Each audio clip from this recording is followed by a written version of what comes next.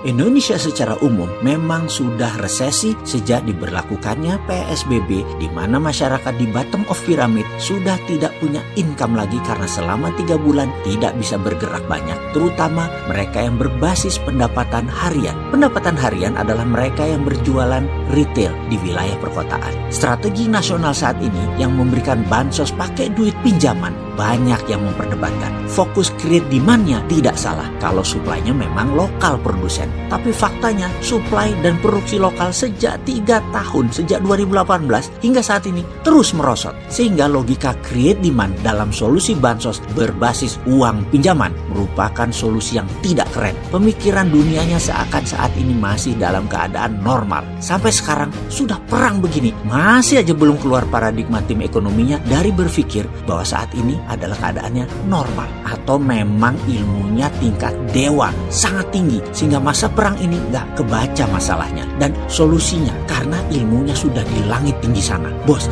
ini perang bos, itu virus corona masuk dalam biological warfare. Penanganannya perang, ya kayak perang, survival of the nation mode yang dipakai. Ngerti gak sih survival of the nation mode? Langkahnya bukan pemadam kebakaran. Waduh, bagaimana sih mau nolong negara ini kok susah bener bikin ngerti para pejabatnya. Gini deh, sekarang kita masuk ke awal masa resesi. Kalau dalam definisi resesi versi NBER, National Bureau for Economic Research, kalau 2 kuartal berturut-turut mengalami pertumbuhan minus, maka kita menjadi resesi. Kita tahu kuartal pertama tahun ini mulai bergerak turun, Januari Maret, dan padahal itu belum dideklarasi masalah COVID. Lalu April sampai Juli kuartal kedua kita minus. Kuartal ketiga Juli sampai September bagaimana? Masih ingat sih mengapa si Bosman ini selalu berkata hati-hati bulan September? Ada apa dengan September? Oktober bisa diumumkan kira-kira. Dan pengumumannya apa? Indonesia resesi. Solusinya gimana supaya nggak resesi? Kan sudah berkali-kali dibilang ganti pemain secara total. Pemain cadangan masuk dan pemain lama tanggung jawab yang bikin screw up ini semua bangsa ini mereka. Kalau masuknya nanti Oktober atau setahun kabinet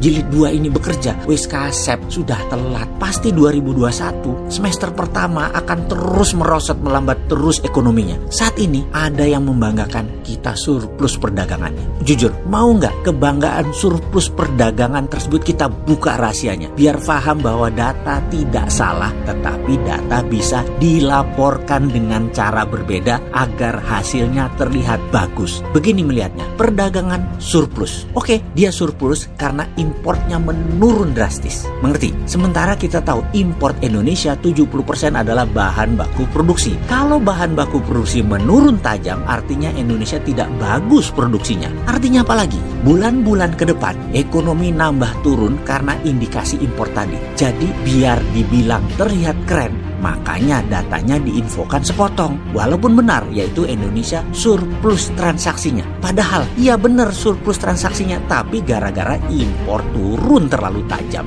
Sementara impor adalah bahan baku produksi. Sudah mulai ngerti? Pinter ya cara dia buat laporan? Ya pinter lah, orang dokter S3 yang melaporkan. Lalu ditambah lagi ketegangan Laut Natuna Utara. Maaf, saya lebih memilih istilah Laut Natuna Utara ketimbang Laut Cina Selatan. Karena memang nama tadi atau istilah tadi yang diklaim oleh Tiongkok sebagai traditional fishing ground China sejak ribuan tahun yang lalu, yang harusnya kita berani juga dan bernyali juga mengatakan jancuk kon Tiongkok. Sejak ribuan tahun yang lalu tempat itu sudah traditional fishing groundnya kami orang Natuna. Jadi 200 mil laut utara Natuna itu laut kami, cok. Ketegangan Laut Natuna Utara sisi utara yang dianggap biasa oleh pejabat kita, jadi tidak terasa dan tidak memperhitungkan banyaknya langkah-langkah diplomasi catur atau malah ngajak damai. Ini lucu, damai di negara yang dua-duanya perlu perang. Kok nggak nyandak ngelihatnya? Asli ini lucu. Bos, mereka berdua memang mau perang, tapi perang ala mereka. Yo mikir dikit lah wahai pejabat.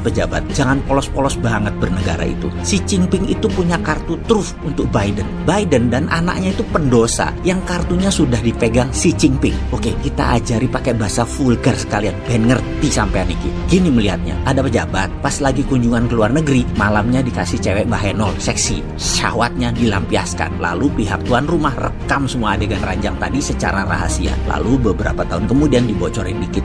Ingat nggak adegan ini ke pejabat tadi? Langsung itu pejabat bagai kerbau dicucuk hidung. Nurut sama bohirnya sudah. Mati aja lo kalau udah kayak gitu. Pejabat di banyak negara yang terima suap Tiongkok itu lebih dari 70 negara di dunia ini, dan lengkap dokumennya pihak Tiongkok punya. Kapanpun mereka pakai bisa. Di sisi Biden sama persis. Sehingga Xi Jinping akan bilang sama Trump, lu mau jadi presiden lagi? Huawei 5G Cina yang kontrol ya. Gue beli gandum sama kedelai lu bulan September Oktober tahun ini biar dapat dukungan dari para petani yang merupakan 20% suara rakyat Amerika. Kemudian persis seperti Rusia, dalam satu malam sebelum Pilpres 2016, segala dosa Hillary Clinton, email-email negara yang masuk ke ranah pribadi Madam Secretary disikat sama Rusia, disebar. Bubar langsung kepercayaan terhadap Hillary dan Trump menang. Apa Trump nolak tawaran Xi Jinping itu? Pasti disambut baik dan perang dagang untuk sementara posisinya draw sama kuat. Trump presiden lagi. Mungkinkah dengan strategi begini ternyata Biden tetap menang? Lalu Tiongkok bagaimana? Adalah langkah Tiongkok yang tetap bikin Joe Biden gak bisa apa-apa. Malah negara lain kejepit efeknya. Tahu kan langkah Biden dan Tiongkok apa? Terus Indonesia bagaimana?